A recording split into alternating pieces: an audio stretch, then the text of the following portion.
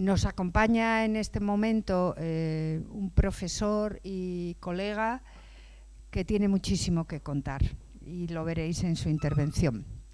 Pedro Rodríguez no solo ha ejercido el periodismo durante muchísimos años, sino que se ha especializado además en información internacional. Es un experto en información internacional. Le conoceréis de leerle probablemente y de verlo en programas de televisión como persona especializada, sobre todo en la política de Estados Unidos, donde ha vivido y ha ejercido como corresponsal durante 20 años, ¿verdad? Con lo cual, no solo no se le escapa nada de la política estadounidense, sino que ha vivido muy en directo todos los acontecimientos que a este curso afecta por el interés que tenemos de cómo han funcionado los procesos de desinformación de los que estamos hablando estos 2 días en el Escorial. Él lo ha seguido al minuto. Os puedo decir que la noche electoral, incluso el día del asalto al Capitolio, en cada momento, instante, ha estado conectado con lo que ocurría en Washington y nos va a contar todo lo que él sabe y ha investigado, porque hoy es profesor en un máster, está haciendo un doctorado en investigación en comunicación política y tiene un conocimiento más que sobrado de muchas de las cosas que hemos hablado aquí estos días y que además forman parte de nuestro debate dentro del curso de esa democracia deliberativa que ha puesto muy en valor esta mañana la profesora Wagner. Tiene la palabra Pedro Rodríguez. Bienvenido, Pedro. Pedro Ger, UCM, esa es mi .es de la Complutense y ahí me podéis localizar. Estoy constantemente tuiteando, es Pedro Rodríguez W. Mi hijo me dice, you are almost famous, o sea que si queréis seguirme todo lo que escribo y hago, lo intento reflejar ahí. Y tengo 2 recomendaciones para que todo no se quede un poquito en un bla bla bla. La primera es este artículo que incide en parte de lo que vamos a hablar hoy, la maquinaria de la falsedad, The Real Donald Trump, su dirección en Twitter. Este es un artículo que apareció publicado en Tribuna Norteamericana, que es una publicación especializada del Instituto Franklin, que es el único instituto universitario que se dedica al estudio de Estados Unidos en la Universidad de Alcalá. Y también este artículo, este está en inglés, por contextualizar un poquito el estilo, la tradición populista en Estados Unidos. Este artículo ha sido muy citado, aunque data de los años 60, si mal no recuerdo, The Paranoid Style in American Politics, de un genio de la filosofía política, Hofstadter. A veces nos creemos que lo último es lo nuevo.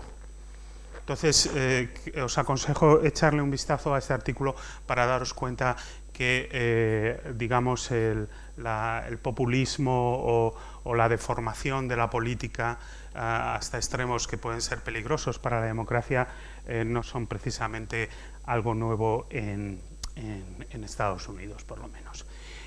También quisiera empezar con un vídeo especial, a mi juicio, por lo menos impactante. Este vídeo fue producido por los congresistas demócratas que llevaron a cabo el segundo impeachment contra Donald Trump. Hay muy pocos presidentes de Estados Unidos, como sabéis, que han sido sometidos a juicios políticos. Donald Trump tiene el privilegio de haber sido sometido y exculpado 2 veces. Este vídeo lo prepararon los congresistas durante este juicio político, segundo juicio político. No lo vamos a ver entero, vamos a ver los 5 primeros minutos. Y me parece fascinante porque contrapone lo que dice Donald Trump y lo que está ocurriendo en el asalto al Capitolio. Aquí no hay, digamos, descontextualización, hay un esfuerzo por contextualizar. Entonces, es un vídeo desagradable, por supuesto. Vamos a ver los 5 primeros minutos, si os parece.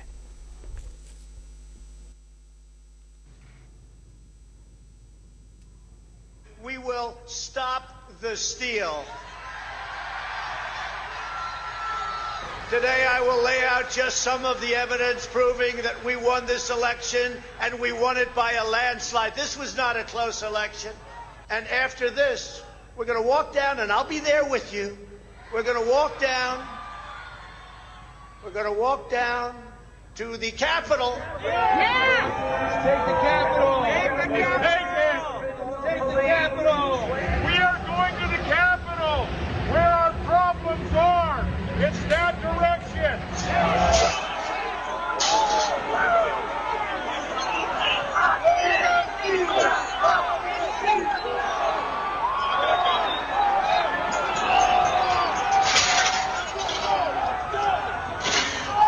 Everybody in!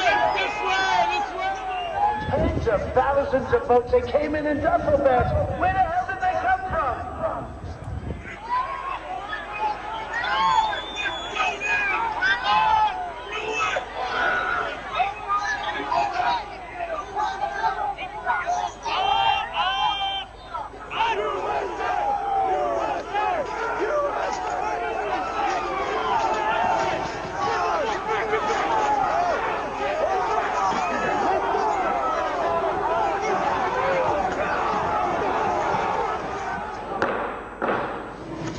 Madam Speaker, the Vice President, and the United States Senate.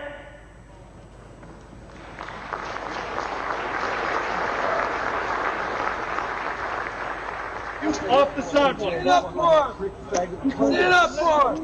We outnumber you 1,000,000 to 1 out here, dude! Take the building! Take the building! Fuck these kids. Join us! That's enough!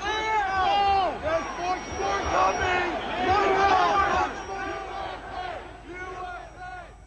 The Constitution says you have to protect our country, and you have to protect our Constitution. And you can't vote on fraud. And fraud breaks up everything, doesn't it? When you catch somebody in a fraud, you're allowed to go by very different rules. So I hope Mike has the courage to do what he has to do.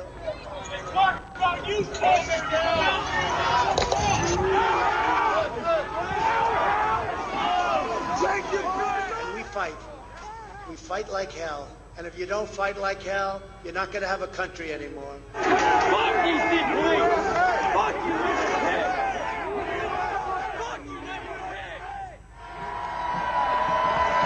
So we're going to walk down Pennsylvania Avenue. I love Pennsylvania Avenue.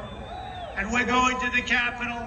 And we're going to try and give our Republicans, the weak ones, because the strong ones don't need any of our help, we're going to try and give them the kind of pride and boldness that they need to take back our country. Get the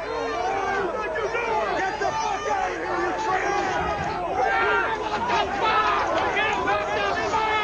traitors! Majority Leader.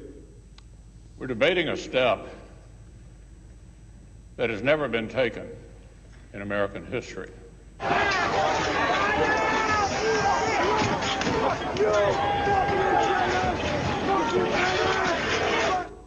President Trump claims the election was stolen.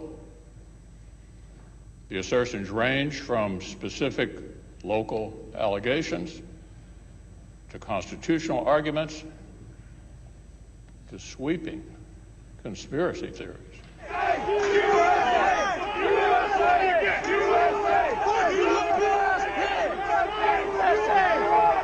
But my colleagues, nothing before us proves illegality anywhere near the massive scale that would have tipped the entire election.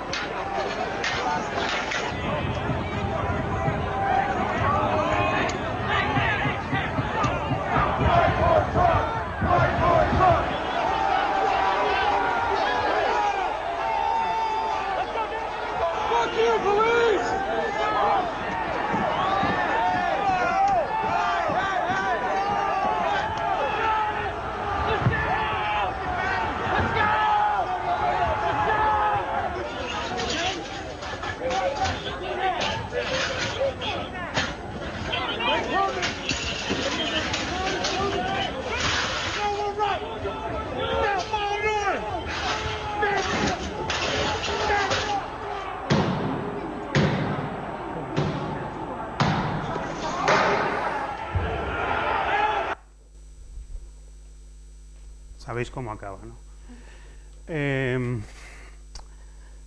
Lo que yo quisiera hoy es explorar un poco cómo empieza. ¿Cómo es posible que una democracia de referencia como la de Estados Unidos, un sistema democrático pionero en el mundo, con un estricto sistema de checks and balances, de equilibrios y contrapesos, puede degenerar en lo que hemos visto, ¿no? La comunicación política indudablemente tiene mucho que ver y muchas veces utilizamos la palabra excepcional para hablar de los 4 años de Donald Trump en la Casa Blanca, pero excepcional no tiene una connotación exactamente positiva. Donald Trump hay que entenderlo también en la historia, dentro de la historia de la presidencia de Estados Unidos, de la moderna presidencia de Estados Unidos. Los padres fundadores consideran que la presidencia es una institución secundaria. Los padres fundadores, los framers, tienen una obsesión y es el abuso y concentración de poder. Y consideran que el presidente tiene que ser un actor secundario. Y durante buena parte de la historia de Estados Unidos el presidente es un actor muy secundario. Sarah Polk, la primera dama de James Polk, el presidente número 11 de Estados Unidos, estaba tan preocupada de que su marido no fuera reconocido que se inventó la costumbre de introducir la fanfarria Hail to the Chief cuando el presidente aparecía en un acto público. Ese era el bajo perfil que tenían los presidentes de Estados Unidos históricamente. Eso cambiará con Franklin Delano Roosevelt, eso cambiará con grandes crisis, la Gran Recesión, las guerras mundiales, la Guerra Fría y la concentración de poder en manos del gobierno federal. Entonces estamos viendo, digamos, una presidencia en esteroides, que poco tiene que ver con el diseño original. Y estamos viendo un país obsesionado con la presidencia, ¿no? Yo tenía en alerta a Donald Trump en Twitter y realmente era casi, no voy a decir ensordecedor, pero Donald Trump ha dominado la comunicación, el debate político durante no los 4 años en la Casa Blanca, sino por lo menos el año de las primarias. El resultado o la evolución de la presidencia o algunas de las cosas que ha hecho Trump no son exactamente nuevas. Desacreditar a los medios de comunicación, etiquetándolos como enemigos del pueblo o fake news, no es una estrategia exactamente nueva en la comunicación política de la Casa Blanca.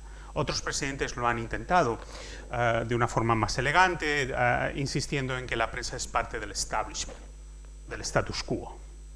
Pero Trump lo ha llevado, por supuesto, a un nivel mucho más lejos. Muchos presidentes de Estados Unidos también han intentado apelar directamente a sus votantes, sin pasar por la intermediación de los medios de comunicación. Franklin Delano Roosevelt, reconocido como el primer presidente de esta era moderna de la presidencia de Estados Unidos, utilizó de manera magistral la radio en momentos realmente en los cuales no solo la economía de mercado, sino también la democracia en Estados Unidos estaba en juego. Y siempre ha habido ese interés por apelar directamente a los medios, al público, sin la intermediación de los medios. Lo que pasa es que Trump, por supuesto, ha tenido esta herramienta tecnológica que es Twitter. Es perfecta, ¿no? No hay controles, no hay filtro y tiene una capacidad de movilización enorme. Si nos remontamos al resultado de las últimas elecciones presidenciales, yo quiero insistir en que Trump y lo que representa Trump no ha sido desacreditado. Es verdad que Biden sacó el mayor número de votos de cualquier presidente de Estados Unidos, 81,2, pero Trump obtuvo 74,2, que es el segundo mayor número de votos de un candidato presidencial en la historia de Estados Unidos.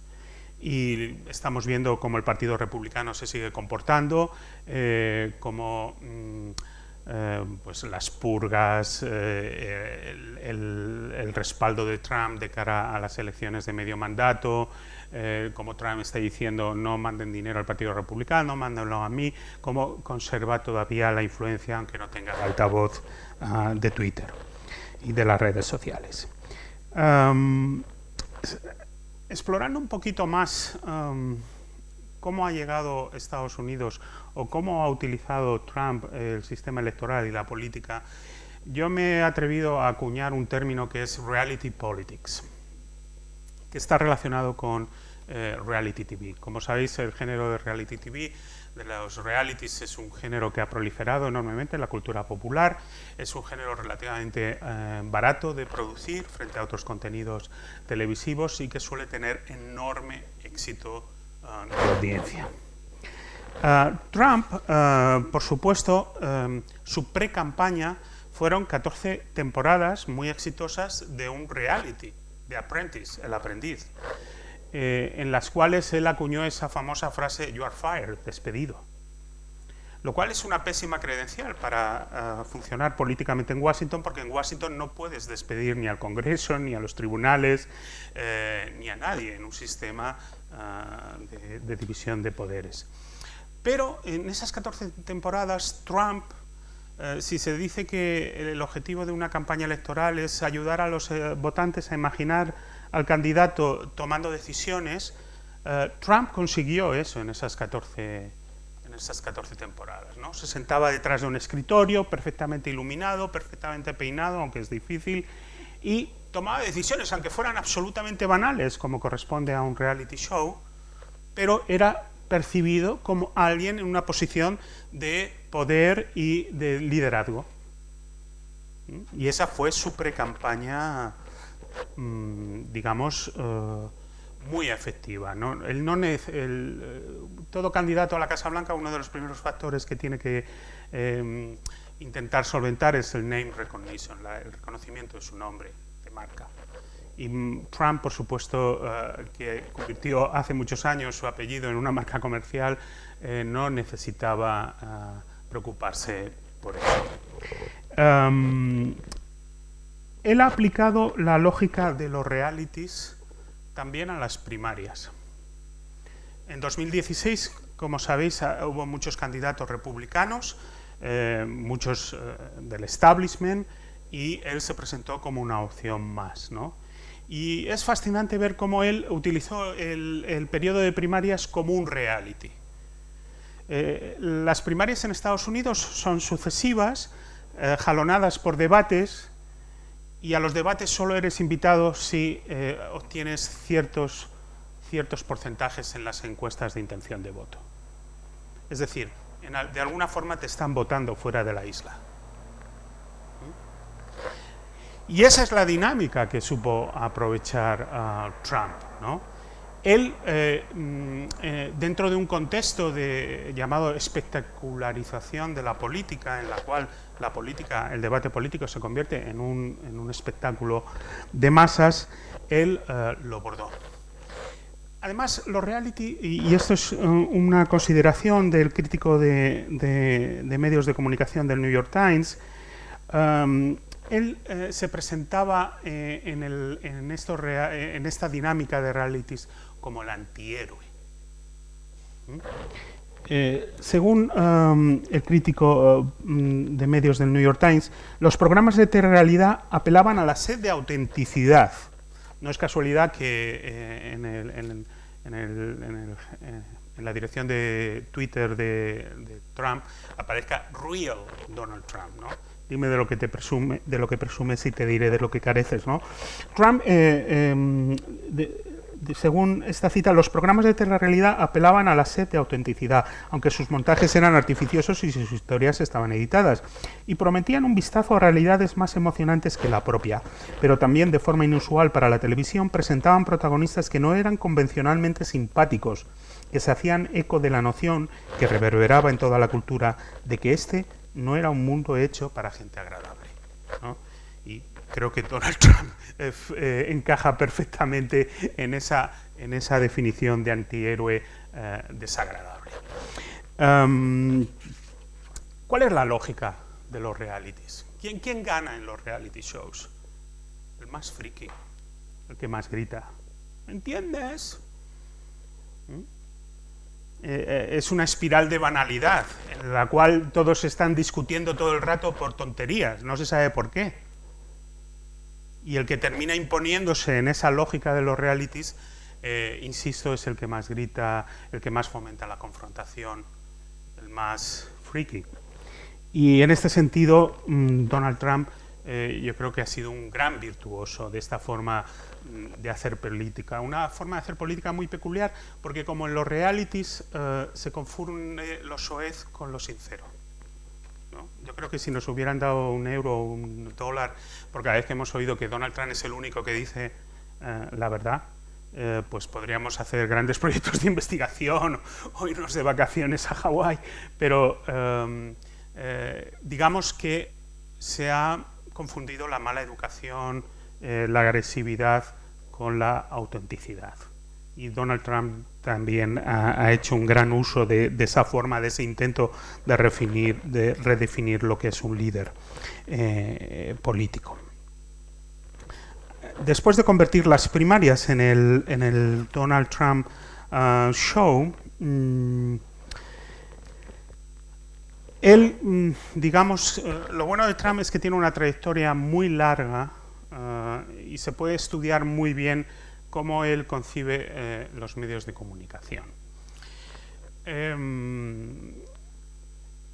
Hay una entrevista en la revista Time durante las primarias en 2016 en el cual el periodista hace un reportaje de Trump, candidato a la Casa Blanca, se monta en su avión privado y van volando de Virginia a Georgia y Donald Trump está en la cabina pasando los canales de televisión y el periodista se da cuenta que en todos los canales de noticias está Donald Trump, ¿no? Y se pregunta, ¿pero cómo es posible, ¿no? En un país de 330 millones de habitantes que este tipo nos haya capturado la imaginación de esta manera, ¿no?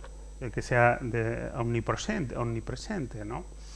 Y Trump quizás dice una de las cosas más sinceras que ayudan a entender su papel, su aproximación a la comunicación política. Él dice, ratings are power. Los índices de audiencia son poder. Ya no es que la intención en las encuestas, quién va primero, quién va después, tu capacidad de articular soluciones a los grandes problemas políticos, tu capacidad de unir en lugar de dividir al país, sean fuentes de poder o multipliquen tus oportunidades, tus probabilidades de llegar a la Casa Blanca. No, él dice ratings are power. Y esto significa que no importa que hablen bien o mal de mí, lo importante es que hablen de mí. Por supuesto, en 2016 se dio una dicotomía bastante importante y es que él sufre lo que yo llamo el síndrome de Michael Jackson, es decir, personas que sus vidas solo tienen sentido, personajes que solo tienen sentido delante de las cámaras, en un escenario. Y él competía en el 2016, como recordáis, contra Hillary Clinton. Y Hillary Clinton, si algo estaba claro, es que ella no estaba cómoda delante de las cámaras de televisión. Ella, pues por el marido, por su historial político, por lo que fuera, ella no era alguien que disfrutaba bajando a la arena de la comunicación de masas. Sin embargo, Donald Trump le pones un micrófono y perfecto. Y más una cámara. Esto se tradujo, por supuesto, en una desproporción absoluta de lo que en las campañas de Estados Unidos se denomina earned media and paid media, que es la cantidad de atención en los medios de comunicación que obtienen los candidatos, ya sea pagando o protagonizando los ciclos informativos. Hay intentos empíricos de cuantificarlo. Si mal no recuerdo, Donald Trump consiguió el equivalente a $1.900 millones de atención en los medios de comunicación, absolutamente gratis, solo por ser Donald Trump. Y Hillary Clinton pues no llegó a $700 millones. Una desproporción que explica por qué en el reportaje de la revista Time, cuando Donald Trump está pasando los canales, él sale en todos los canales de información. por supuesto, en este paradigma de ratings are power, de los índices de audiencia son poder, hay que destacar la complicidad interesada de los medios de comunicación. 2016 es un momento crítico en la industria de periódicos, de televisión.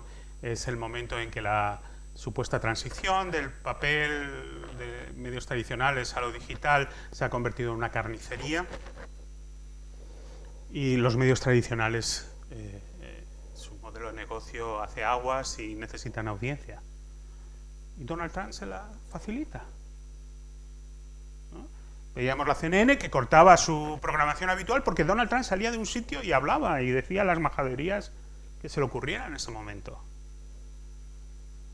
Durante las primarias era increíble porque cuando Donald Trump no hablaba, esa era la noticia en los debates. Donald Trump no quiso hablar. Esta es la dinámica, digamos, cuestionable también desde los medios de comunicación. Bob Woodward ha escrito 2 libros bestsellers, se han ganado muchos Pulitzer, muchos medios de comunicación han cuadrado sus cuentas, han expandido su número de suscriptores y sus índices de audiencia en estos 4 años con Donald Trump en la Casa Blanca y durante las elecciones del 2016. Digamos que es una relación interesada. Por supuesto, Donald Trump, aunque se ha aprovechado de los medios, no ha perdido ocasión para desacreditarlos. Y él es el que ha acuñado este uso de fake news, aplicado como etiqueta desacreditadora de los medios de comunicación. Y la otra, enemies of the people.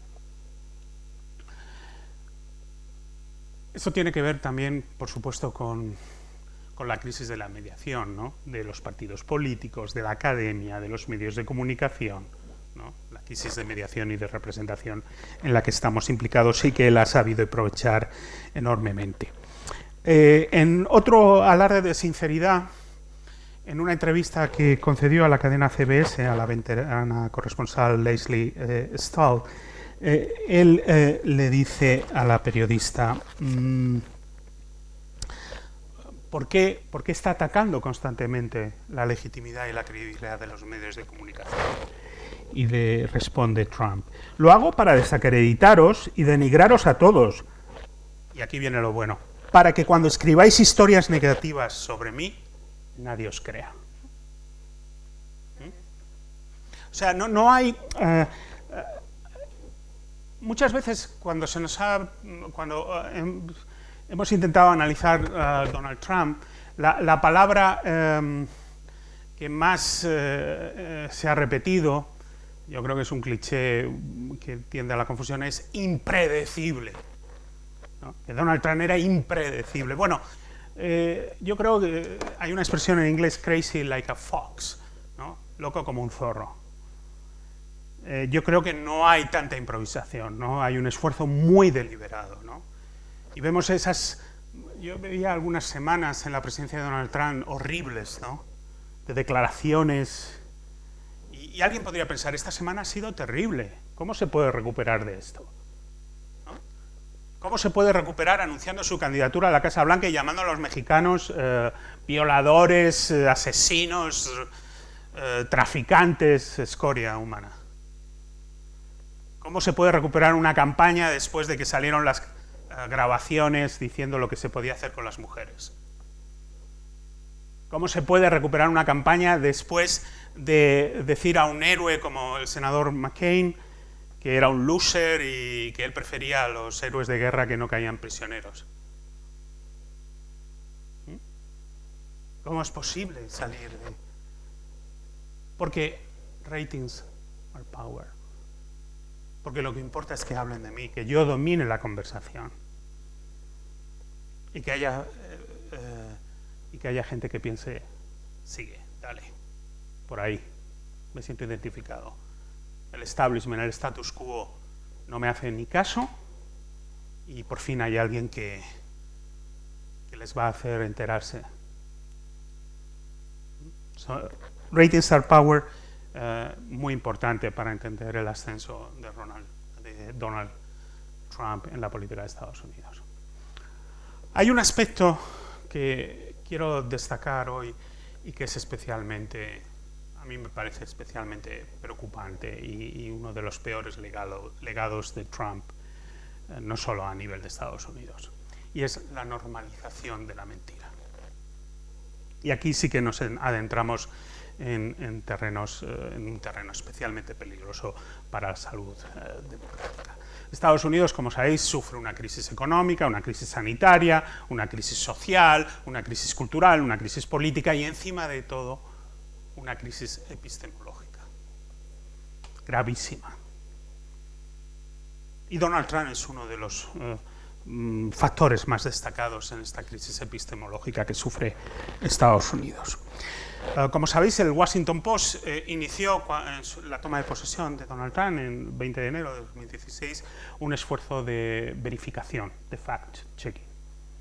Y empezaron a contar las mentiras que decía Trump como presidente de Estados Unidos. Insisto en lo de las mentiras, porque eran trolas, embustes, no cosas opinables. El presidente puede decir algo y hay gente que puede estar de acuerdo y hay gente que puede no estar de acuerdo. Eso es la política. Estamos diciendo atentados contra la verdad, mentiras. Desde lo banal, mi hija ha creado millones de puestos de trabajo con las mierdas que vende en Internet, a la gran mentira, me han robado las elecciones. Trump desbordó al Washington Post y no pudieron llevar la contabilización al día. Iban con retraso porque decía tantas mentiras que al final, de todas formas, al final consiguieron llegar a la meta, al conteo final, y la cifra es 30.573 mentiras durante sus 4 años de mandato. En una curva que, si vemos los gráficos, los números, se acelera. Es decir, empieza mintiendo un poco, miente más y termina en la locura de la gran mentira. Todo en torno al ciclo electoral. Por supuesto, la vía más habitual para sus mentiras es Twitter. Ideal, sin filtros. Nadie dice esto es mentira. Hasta el final, sí. Pero bueno, ahora hablaremos de Twitter. ¿Cuál es el problema de la normalización de la mentira? El problema no es que haya gente que se crea Donald Trump. El problema es que vamos a llegar a un momento en que ninguno nos vamos a creer nada. En el que vamos a pensar, es el lema de la propaganda de Putin, todo es posible y nada es verdad.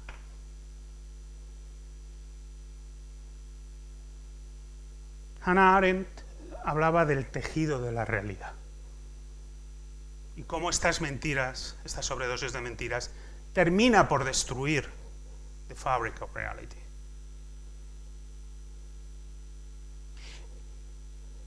Y si no nos creemos nada, el problema es que no funciona nada.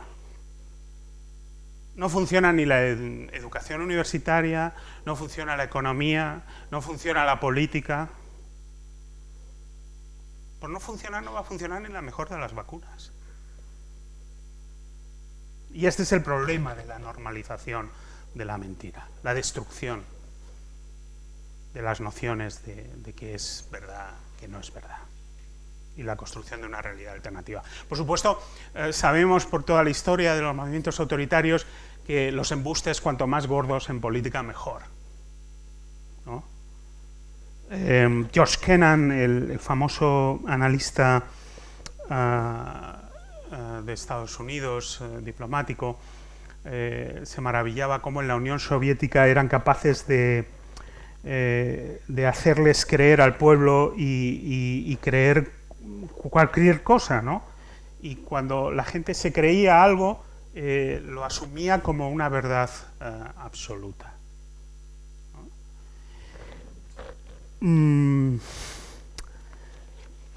Yo creo que en retrospectiva es uno de los grandes peligros de los problemas que plantea Donald Trump, uno de los que tiene mayor trascendencia. En lo que se considera como el manifiesto fundacional del trumpismo, es ese librito The Art of the Deal. El propio Donald Trump acuña una expresión que a mí me parece fantástica. Se le podría haber ocurrido a Goebbels o a cualquier practicante de la propaganda: la hipérbole sincera, lo cual es una contradicción en términos. O eres hiperbólico o eres sincero, pero las dos cosas no funcionan. En The Art of the Deal, me gusta citar a Donald Trump Rowe original, porque creo que es bastante más sincero que toda la cacofonía que ha venido después. El libro se publica en 1987 y dice: la última clave de mi forma de promocionar es la chulería. Él utiliza bravado. Juego con las fantasías de la gente. Puede que la gente no piense siempre a lo grande, pero aún así puede emocionarse mucho con los que sí lo hacen. Por eso, un poco de hipérbole nunca viene mal. La gente quiere creer que algo es lo más grande y lo más espectacular. Yo lo llamo hipérbole veraz. Es una forma inocente de exageración y una forma muy eficaz de promoción. Yo creo que en Donald Trump no hay nada inocente y las imágenes que hemos visto apuntan en ese sentido. Quisiera centrarme también un poco en la ubicuidad de Twitter, ¿no? Cómo él ha utilizado Twitter como herramienta amplificadora de toda esta estrategia de comunicación. Trump hay gente que le describe como un empresario. Yo creo que es un vendedor. O estafador, bastante estafador, pero es un vendedor.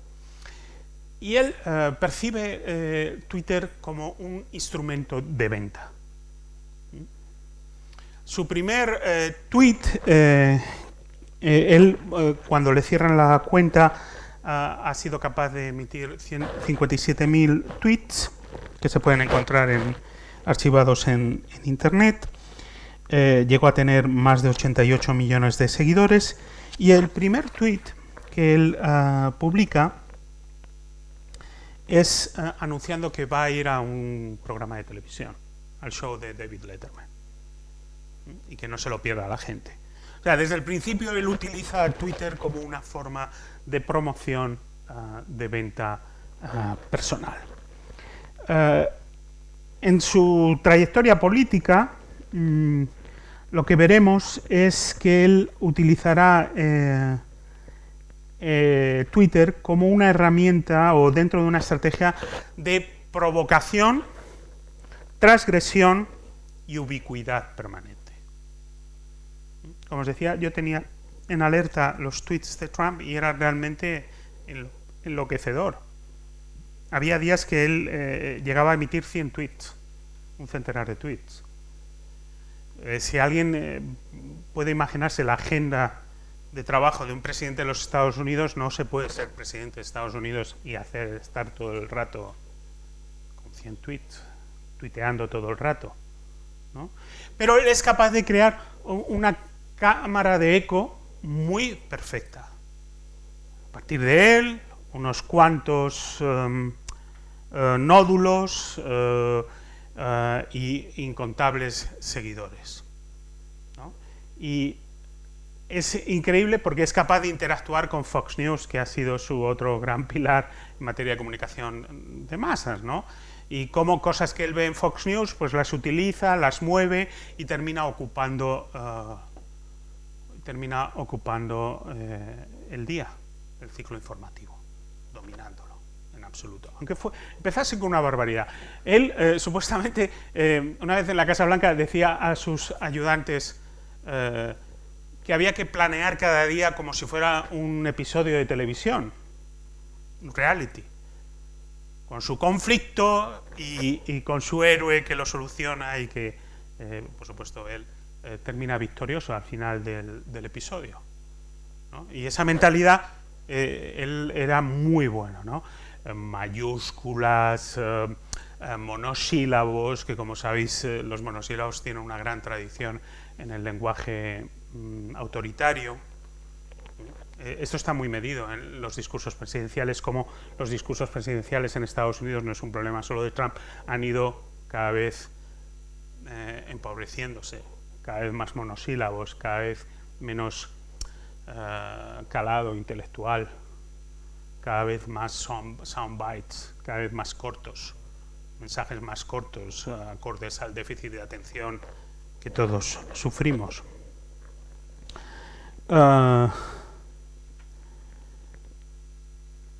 De hecho, sus últimos mensajes están centrados en reforzar esto, la gran mentira, y en incitar a la violencia. De hecho, según cuando Twitter finalmente se arma de valor, Twitter ya le venía enfilando más de 400 mensajes de Trump, tweets en su cuenta habían sido flag, habían sido identificados como problemáticos en términos de mentiras, sobre todo asociados con la pandemia.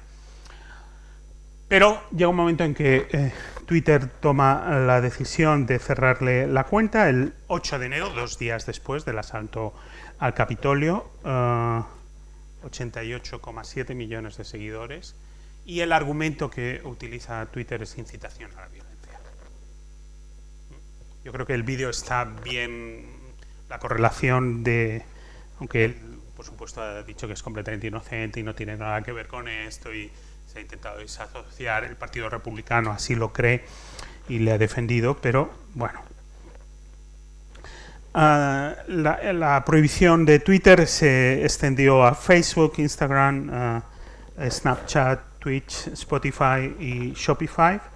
Shopify es la posibilidad de vender su merchandise, con lo cual vemos que Trump, desde que ha salido de la Casa Blanca, fundamentalmente, es irónico porque le quitaron la cuenta de Twitter, pero no los códigos nucleares, ¿no? Esto llama muchísimo la atención, ¿no? La figura de presidente en funciones o presidente con poderes limitados en un periodo entre mandatos no existe en Estados Unidos. Un presidente de Estados Unidos tiene plenos poderes hasta el 20 de enero, hasta al mediodía, hasta la transmisión de poderes. Su vida off Twitter es difícil porque no ocupa ya ese lugar prominente en la conversación, ¿no? Ahora tenemos una presidencia que ya ha sido etiquetada, me encanta esta fórmula, from 9 to 5, una presidencia de 9 a 5. No hay show, no hay mayúsculas, no hay exclamaciones, no hay ese tono soez. Biden es completamente la antítesis en este sentido. De acuerdo con el ranking de búsquedas más populares en Google, la palabra Trump ha descendido al nivel más bajo registrado desde 2015. Es como si el país estuviera, o por lo menos el debate político, la cultura o Internet, estuviera sometido a un proceso de desintoxicación, de cierta manera, Trump all the time, a algo un poco más llevadero.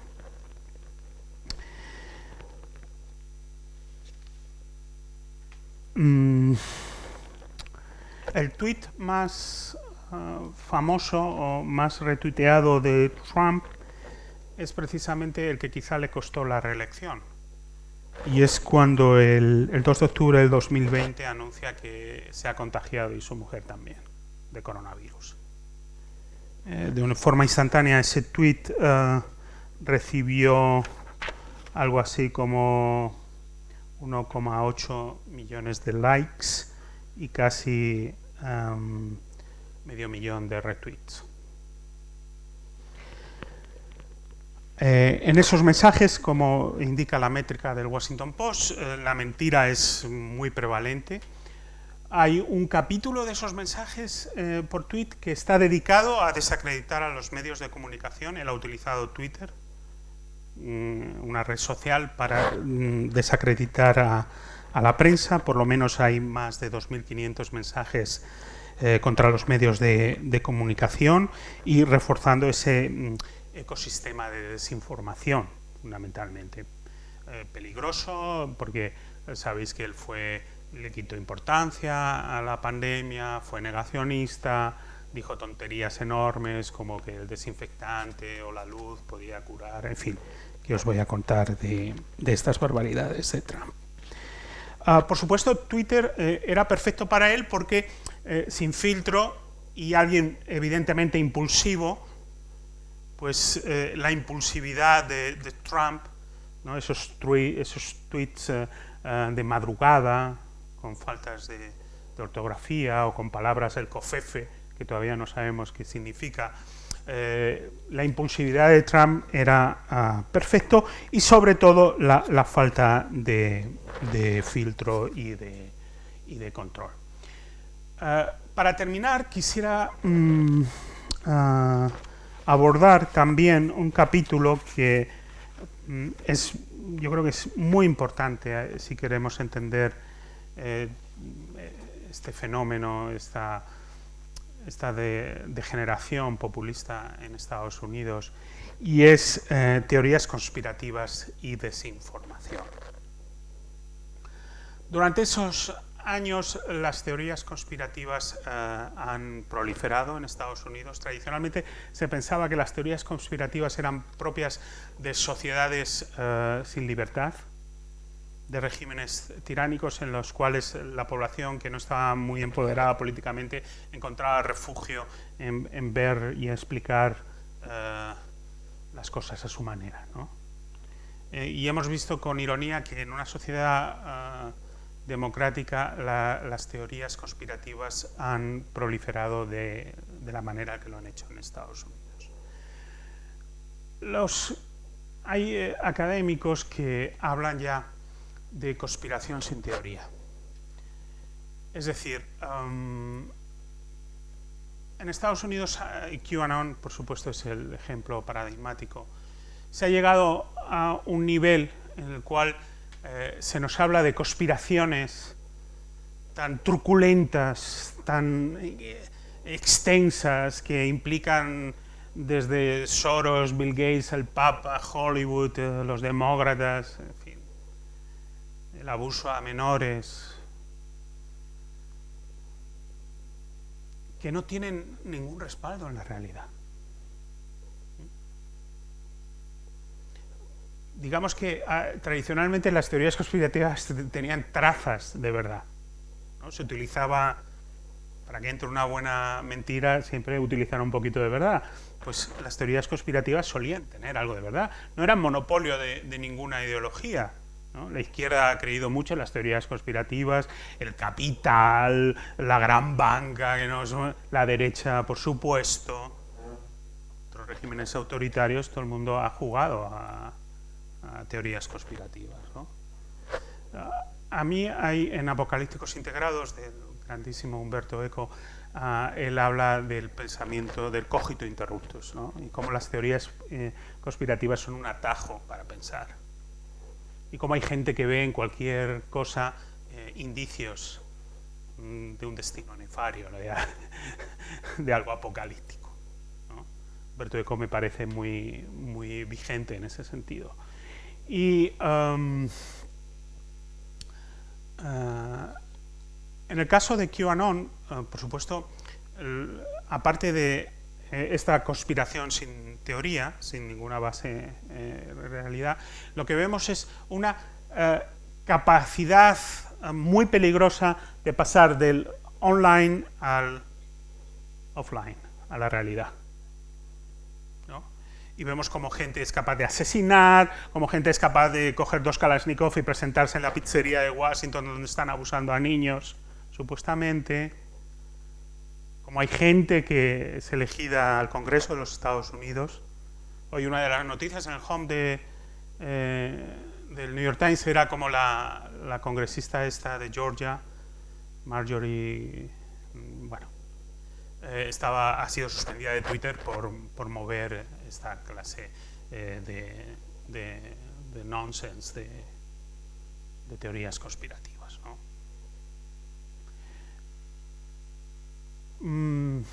Yo creo que esto también refleja el desquiciamiento en general en el que se encuentra Estados Unidos.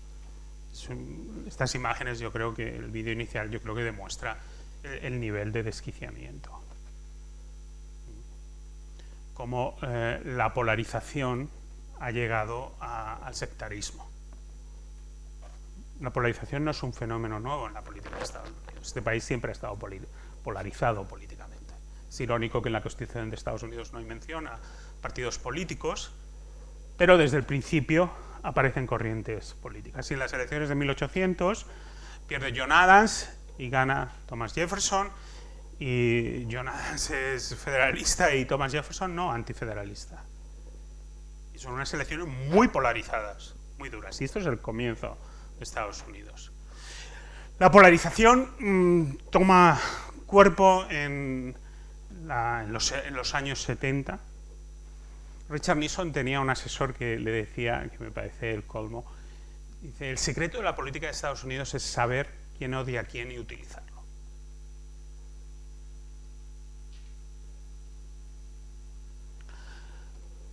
En los 90 la polarización se multiplica.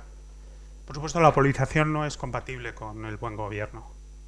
En Estados Unidos lo que produce es parálisis en un sistema que deliberadamente impone el consenso y la búsqueda de soluciones negociadas. El otro elemento que también yo creo que ha ayudado muchísimo al desquiciamiento es la desinformación. Hay un famoso profesor, el libro que ha sido traducido recientemente al español, una historia de la desinformación. En este libro hace un recorrido histórico, no es algo nuevo, está vinculado, empieza pues con la revolución bolchevique fundamentalmente, la tecnología siempre ayuda, y vivimos en una era de oro de la desinformación, ¿no? Y vimos como en el 2016, en el caso de Donald Trump, la desinformación proveniente de Rusia tuvo un papel especialmente, fue un esfuerzo especialmente coordinado y importante, ¿no? Rusia, en esa concepción de la guerra híbrida, cree que es muy legítimo intentar desestabilizar otros países a través de la desinformación. En España tenemos experiencia con esto, y en Estados Unidos pues ellos han sido capaces, salvando la barrera cultural, ellos enviaron gente a Estados Unidos a, digamos, rebuscar en el barril de la toxicidad de los prejuicios, ¿no? En las últimas elecciones no les ha hecho falta. Las últimas elecciones han hecho corta y pega de Trump, porque Trump, al final, en esta espiral que he intentado explicaros, se ha convertido en la mayor fuente de desinformación en la política de Estados Unidos, ¿no? Y también hay métricas que indican cómo ha bajado todo esto desde que él no tiene la tribuna que ha abusado y que ha disfrutado.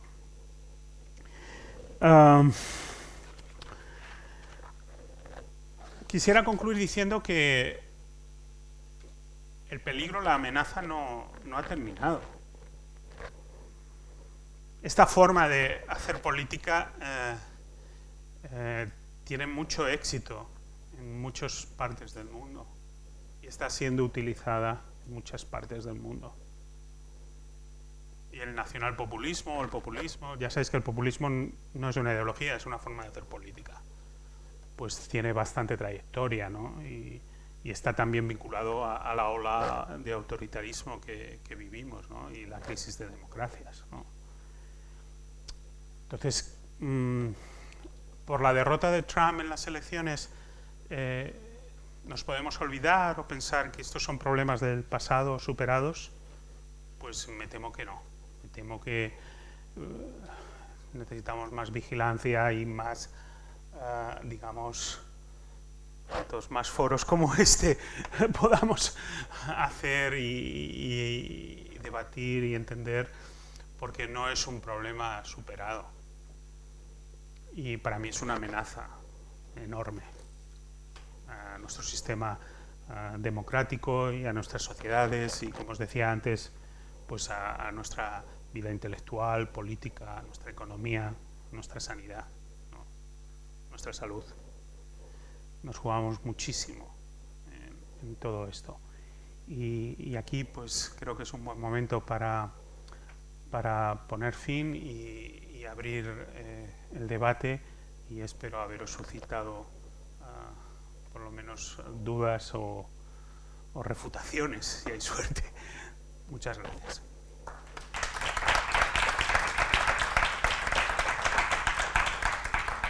Es una pregunta muy corta. ¿Ha calado esta forma de comunicar de Trump en España? ¿Habéis visto los vídeos? ¿Habéis visto los vídeos que hacen Vox y Trump? Y cómo los dos repiten lo mismo. ¿No lo habéis visto? Bueno, si quieres buscamos y utilizamos esto, porque creo que es más elocuente que lo que podamos decir.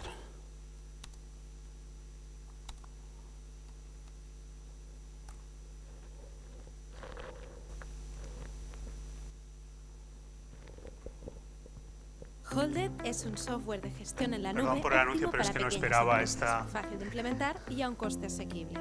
Funciona. A todo este panorama un tanto apocalíptico que pintaba Vescanza y que estás tú sumando, tenemos dentro de 9 días unas elecciones en Estados Unidos. Si la tensión que estamos viviendo en España, que también de alguna manera, aunque menos fuerte, se está viendo en otros países europeos, en Estados Unidos, y voy a conectar con Nueva York, con Emilio Domenech, Nanísimo, en Estados Unidos en los últimos días se va acelerando, claro, esa tensión según se acerca el día de las elecciones, el próximo martes, que contaremos aquí en La Sexta. No sé si Trump está bajando el diapasón o lo va subiendo según pasan los días. Pues es verdad que el último debate presidencial, que fue el pasado jueves, vimos a un Donald Trump un poco más moderado, pero siempre dedicándose a los ataques personales, no solo contra Joe Biden, al que le critica mucho por los gafes que acumula a lo largo de esta campaña presidencial, sino también contra su hijo Hunter Biden, que ahora es el centro de todas las críticas por parte de Trump y de sus aliados republicanos. Así que puede ser que viéramos a un Donald Trump un tanto más moderado, pero en general los ataques personales han sido mucho más excesivos a lo largo de los últimos días, también porque Trump está por detrás en las encuestas, lo sabe, y yo creo que es un ataque un poco más desesperado. Gracias, Anísimo. Ataques personales que han incluido a la familia del otro candidato y mensajes muy claros de Trump. Y claro, nos hemos puesto a mirar cuáles son los mensajes que más ha repetido Trump en los últimos días y hemos encontrado que se parecen, no voy a decir bastante, es que son clavados a los mensajes que ha lanzado un partido esta misma semana aquí en el Congreso. Miren. Cuando la Organización Mundial de la Salud participó en la operación de encubrimiento de la epidemia de coronavirus en Wuhan. The Chinese government and the World Health Organization declared that there was no evidence of human-to-human transmission. The China virus. China virus. Viva el virus chino. The China virus. ¿A qué país se refería? China. Cerró sus fronteras internas para evitar la propagación del virus. Lockdown travel domestically. Pero que mantuvo operativos todos los vuelos al exterior, favoreciendo la expansión de la pandemia. While allowing flights to leave China and infect the world. La delincuencia se ha apoderado de las calles y nuestros barrios. Son escenarios de robos, de violaciones y agresiones de todo tipo. They're bringing drugs, they're bringing crime, they're rapists. Ustedes están con los terroristas Antifa en Estados Unidos y con los terroristas de Alsasua aquí en España. Somebody's got to do something about Antifa and the left. Como ese protector suyo, el especulador financiero y conspirador antinacional que es George Soros. George Soros. El primer invitado que recibió en la Moncloa. ¿Qué y cuánto le debe usted al señor Soros? Hillary is getting money from George Soros. Fake news que propaga el Partido Socialista. Fake news, fake news, fake news. Miles y miles de homosexuales que nos están escuchando y que están de acuerdo con nosotros y no con ustedes. Y eso es así. Who's better for gays? Who is better? Tell me. La primera temporada de este horror que viven los españoles empezó con una gran estafa. There are going to be millions of missing ballots. Con un fraude electoral. There's going to be fraud. Volveremos a hacer a España grande otra vez. And we will make America great again. Que Dios les bendiga. God bless America. Y que Dios bendiga a nuestra patria. God bless you and good night. I love you. Yo siempre he pensado que si quieres ser un energúmeno, qué menos que generar tu propio contenido. A mí lo que me parece increíble es que con un corte y pega de este calado tan descarado se pueda llegar a ser el tercer partido político en España.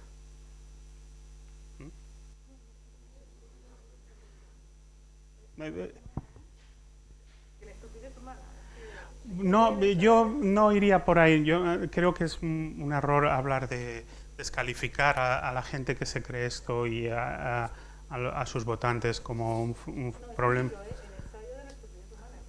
Sí, pero vamos a ver, la superioridad de algunos a la hora de entender o no entender este fenómeno, yo creo que no nos ayuda, ¿no? La pregunta era, ¿ha influido? Yo creo que queda demostrado. A mí lo que me llama la atención es que no hay ni un esfuerzo por contextualizar, porque lo que dice Trump tiene perfecto sentido en el contexto de Estados Unidos. Pero a nosotros, Soros, bueno, a mí me parece increíble. Cada uno defiende, yo no tengo por qué defender a Soros, pero esto de atribuir a un financiero judío designios de dominación global a mí me suena ya muy mal, ¿no? Sobre todo en el contexto de la historia europea. Me apesta, ¿no? Y me llama la atención como no hay un esfuerzo. Ahora vemos que lo último es que Black Lives Matter es una organización terrorista, ¿no? En ese sentido, ¿cómo decirte? Esto es esto que dicen muchos los americanos, que una vez que la pasta de dientes sale del tubo es... Por supuesto que esto está por todo el mundo y no es, digamos, algo que a corto plazo se pueda revertir. Esto está basado pues en muchos sectores de la sociedad que no se sienten representados, los efectos de la globalización, la crisis de mediación, en fin, la gente que es de anywhere y la gente que es de somewhere, ¿sabes? Hay un montón de factores que explican por qué esto tiene tracción, ¿no? Pero a mí lo que insisto es que este plagio sea tan exitoso, es lo que me cuesta entender, ¿no? Que no hay ni un esfuerzo de adaptación, ¿no? al contexto de España. Más preguntas.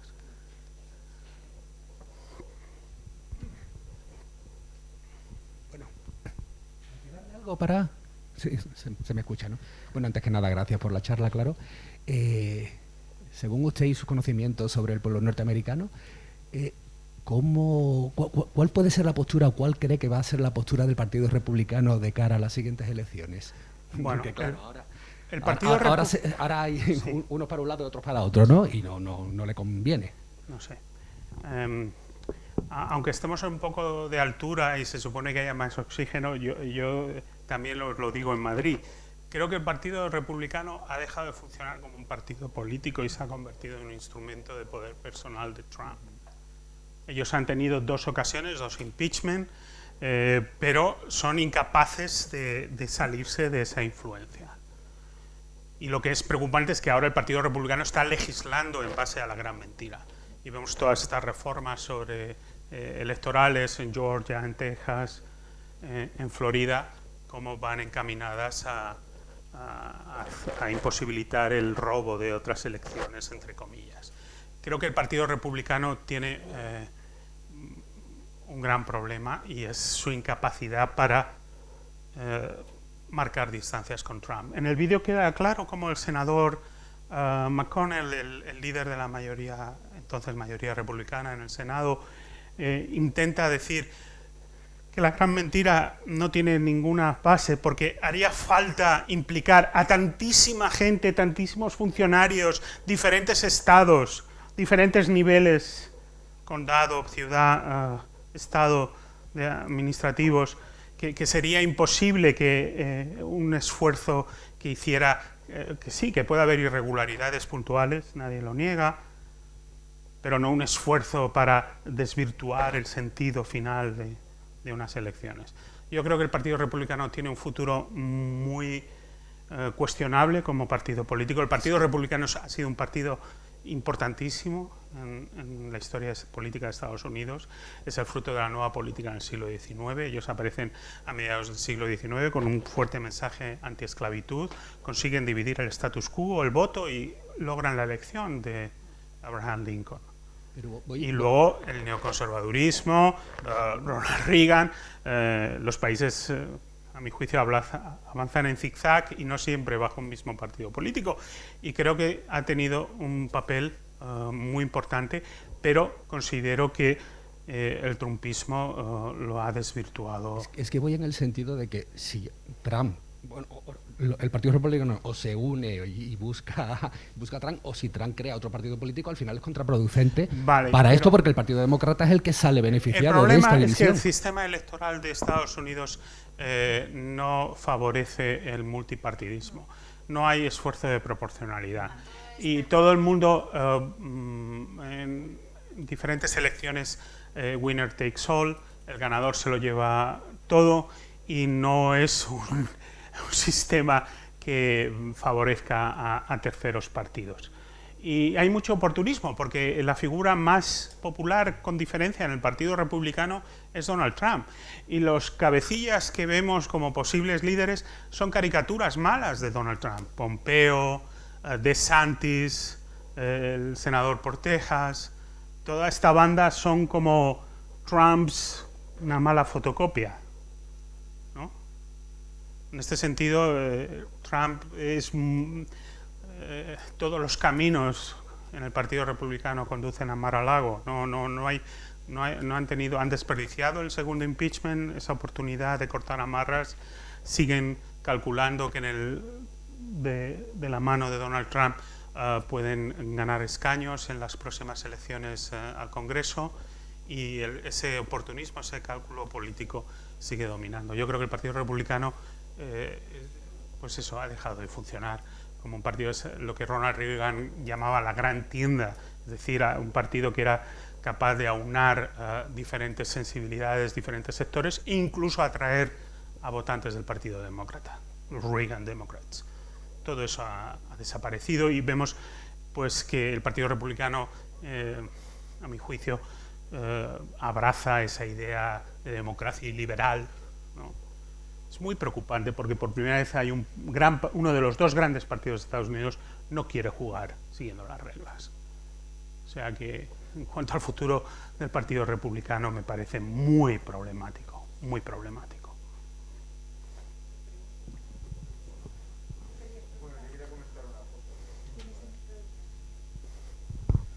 Bueno, yo lo que quería comentar, en primer lugar, que así a simple vista, yo cuando vi a Donald Trump que surgió, pues me pareció lo que yo llamo un error del sistema, ¿no? Me pareció, este hombre, ¿cómo ha podido llegar aquí? Esto es un error del sistema, no es normal que una persona tan esperpéntica en todos los sentidos pueda llegar aquí, ¿no? Y al final pues se ha convertido en un modelo a seguir, ya no solo por Vox, sino por otros líderes políticos también, porque no es solo lo que dice. Yo creo, tú has comentado antes que el Vox copia, pero yo lo que te quería preguntar es si es que es verdad que Vox copie, o esta gente que sigue este patrón, ¿no?, lo copia, o realmente lo que estamos es ante personas que tienen una misma forma de pensar, que tienen una misma forma de ver la realidad, una misma forma de ver la sociedad, y al final acaba pensando lo mismo. Es decir, si dos personas comunistas, marxistas, hablaran de algo, seguramente coincidirían en mucho de las ideas que transmiten, ¿no? Y entonces yo creo que el perfil es el mismo, tanto de uno como de otros. Y luego la forma de actuar y de hacer política, esa política de la mentira, que yo recuerdo que en las últimas elecciones que hubo aquí en España, la cadena SER dedicó una parte de su programa a ver las mentiras que se decían durante la campaña electoral. Y decían mentiras, pero vamos, sin ningún problema. Y no pasaba nada. y no pasaba nada. Y yo creo que eso se está normalizando y se está instaurando en la política, y yo creo que, no sé, lo que estamos hablando aquí hay una gran parte que tenemos que dejar, una gran parte que yo creo que se juega desde el punto de vista de la ética, ¿no? Pero yo creo que también desde el punto de vista legal también se tendría que empezar a decir algo, y se tendría que empezar a buscar algún tipo de responsabilidad. No puede ser que uno llegue, abra la boca y diga lo que quiera y no pase nada. Porque además, a mí, voy más allá, a mí lo que me preocupa realmente, en el trasfondo de todo esto, ¿qué concepto tienen estas personas de los ciudadanos? ¿Qué concepto hay detrás de todo eso de los ciudadanos? ¿El ciudadano qué es? Porque te has dicho, hombre, yo no quiero pensar que no me parece bien que pensemos que hay... No es una buena idea pensar que 77 millones de votantes en Estados Unidos no tienen razones legítimas. Yo siempre digo, Trump es un mentiroso compulsivo. Pero los problemas en los que él se apalanca y en los que se apalancan otros políticos son muy reales. Para mí esa es la clave que une a todo. La desafección. La idea de que la política no sirve para nada y no se preocupan de lo que es realmente importante. Que hay una élite que va a lo suyo y no se ocupa de lo que es realmente relevante para mí. Que hay gente que ha podido estudiar, que tiene la formación, las conexiones, el establishment, y que ellos se cuidan de sí mismos y no... Creo que los problemas son muy reales, muy dolorosos, y sirven para apalancarse a toda clase de políticos, ¿no? Y en ellos se apalancan toda clase de políticos. Y creo que el discurso de Trump es contagioso. No es que creo que en España hagan brainstorming y lleguen a las mismas conclusiones que Trump. Creo que hay mucho oportunismo y mucho corte y pega, y mucho plagio. Pero el denominador común es, pues, esa idea de que hay sectores enteros del país a los que nadie presta atención. En Estados Unidos, que hay clase blanca trabajadora, a los cuales les ha ido fatal, primero con la globalización, segundo con la crisis económica, gente con muy poquito nivel de educación, que tiene solamente trabajo físico que ofrecer y cuyas perspectivas en la economía son muy limitadas. El otro día salió la cifra de sobredosis en Estados Unidos en el último año, 700.000. Unas cifras que son inconcebibles, ¿no?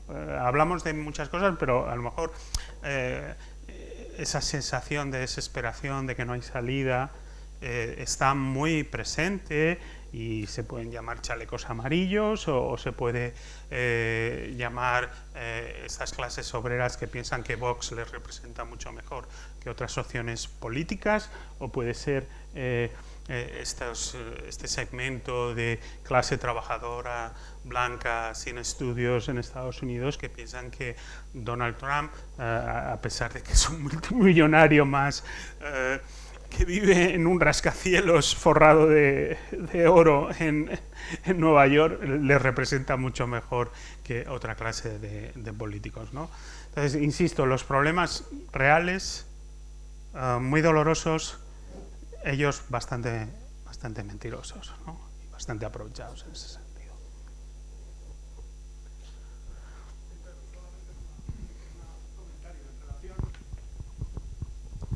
Comentarios sobre Vox como una máquina de triturar eslogans ajenos, que eso es completamente cierto, pero solamente quería mencionar un eslogan que ahora mismo desconozco si es marca de la casa de la factoría Vox o si también la han copiado de algún sitio, igual viene de Italia o algo así, que creo que es que lo borda. O sea, realmente lo que hemos estado viendo, la llamada a las emociones como elemento de generar pulsiones y polarización, yo creo que el concepto de la derechita cobarde, que se ha machacado directamente por parte de Vox, lo que ha generado es un movimiento de tierras en la derecha moderada brutal, hasta el punto de que ha generado un resultado electoral realmente preocupante. Han girado realmente a través de su Congreso el Partido Popular a un análisis de la situación que ha derechizado, bueno, están en su derecho, que hagan los debates y las líneas políticas que quieran, en mi opinión es erróneo, pero en fin. Pero es que además creo que buscan el enfrentamiento con la izquierda, que tiende a pensar, o puede pensar, que realmente puede aplicar el mismo sentimiento emocional, es decir, dirigido a la izquierda moderada, es decir, la izquierda cobarde, con lo cual polariza brutalmente la sociedad.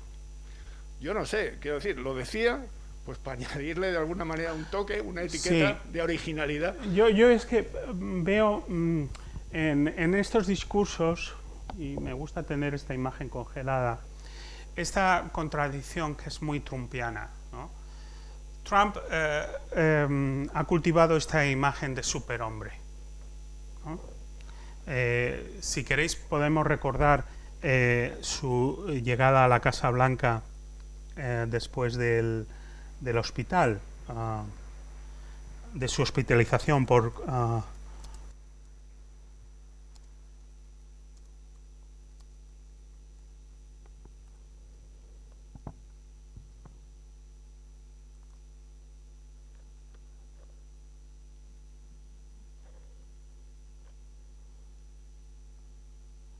ver si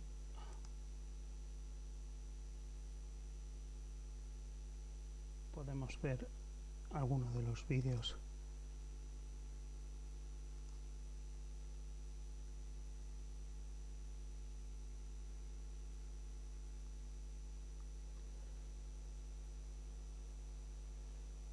Perdonad, va un poquito lento este.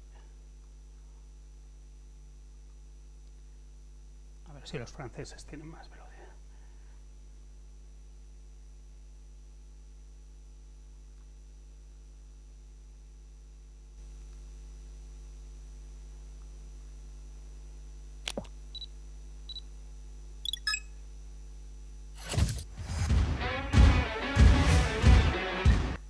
By only just leaving hospital, Donald Trump wasted no time in taking off his mask. A picture of the president's defiance in the face of a virus that has killed over 200,000 Americans. Trump took the opportunity to encourage others to have the same audacious attitude. Don't let it dominate. Don't let it take over your lives. Don't let that happen. As your leader, I had to do that. I knew there's danger to it, but I had to do it. There's a danger, but that's okay. And now I'm better, and maybe I'm immune. I don't know. The president's supporters breathed a sigh of relief esta as forma Trump headed back de to the White House. presentarse como que he vencido al coronavirus, de superhombre, pero a mí me llama mucho la atención que al mismo tiempo lo combina con un gran victimismo, porque él es víctima de China, de Antifa, del establishment, de Soros, de todas una serie de fuerzas que conspiran en su contra, ¿no? Realmente nada es mi culpa, ¿no? Y es una dinámica muy autoritaria. Antes estabais hablando del franquismo. Franco tenía esta narrativa, era generalísimo, era más general que nadie, y al mismo tiempo era víctima del complot judeo-masónico y era víctima de circunstancias que él no controlaba, y la lucecita en el pardo, y él decía, yo soy el centinela para el que nunca hay relevo.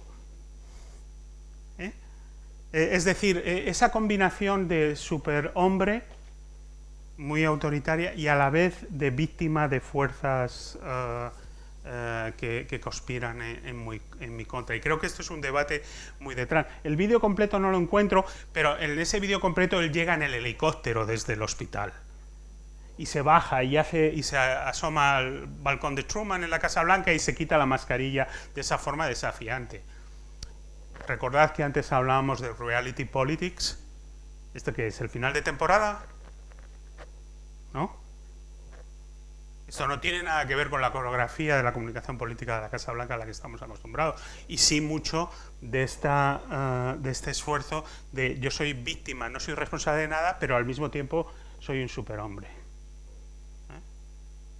Y puedo hacer con las mujeres lo que quiero, agarrarlas por donde sea, puedo hacer con la política lo que quiera, puedo deslegitimar a esta democracia, cuestionar los resultados en 2016, en 2020. Forma parte... Por eso cuando oigo lo de la derechita cobarde me recuerda a esa contradicción, ¿no? de superhombre y al mismo tiempo de gran víctima, ¿no? ¿Más? Bueno, había dos preguntas. Pero si tenéis algo breve, no me gustaría acabar sin vosotros. Vale. A mí es que me parece muy patriarcal, pero bueno, me callo. Bueno, pero no tienes... No, bueno, solamente... A ver. Lo siento. Hola, solamente quería felicitarte. Es que no has podido estar antes en mi conferencia, pero no te imaginas hasta qué punto estamos de acuerdo con es que le has puesto imágenes y además palabras muy buenas, términos muy buenos para lo que he intentado explicar antes.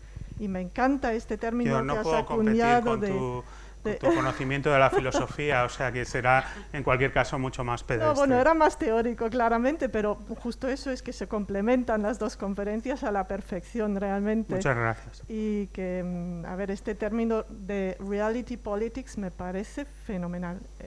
A ver, da mucho juego para trabajar con ello. Y luego hay otro punto que me parecía muy, muy interesante, que has hablado de algo que antes también mencionaste tú. Hablaste de una crisis epistemológica y creo que realmente estamos ante una crisis así. Y es algo muy, muy peligroso. Pero quería preguntarte también otro punto más concreto, porque como conoces también este mundo allí en Estados Unidos y esta maquinaria propagandística de Trump, la manera como ha usado a Twitter como herramienta, pues lo has explicado todo muy bien. Lo que me interesa es que le hacía falta, pues ha usado a bots o ni siquiera le hacía falta eso. Tenía ya tanta presencia mediática que yo ni creo que eso. En el caso de la desinformación o de la injerencia de Rusia sí que hubo ese tipo de cuentas robotizadas.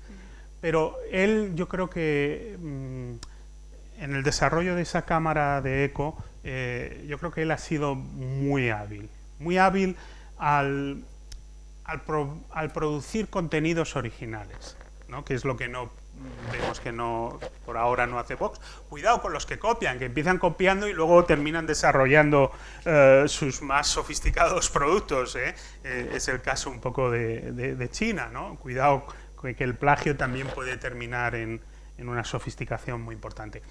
Pero esta capacidad que para mí de intentar redefinir lo que es aceptable e inaceptable en el discurso político, Trump lo ha abordado, ¿no? y ha empujado.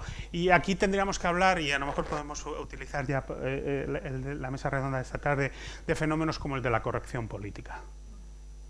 El abuso de la corrección política.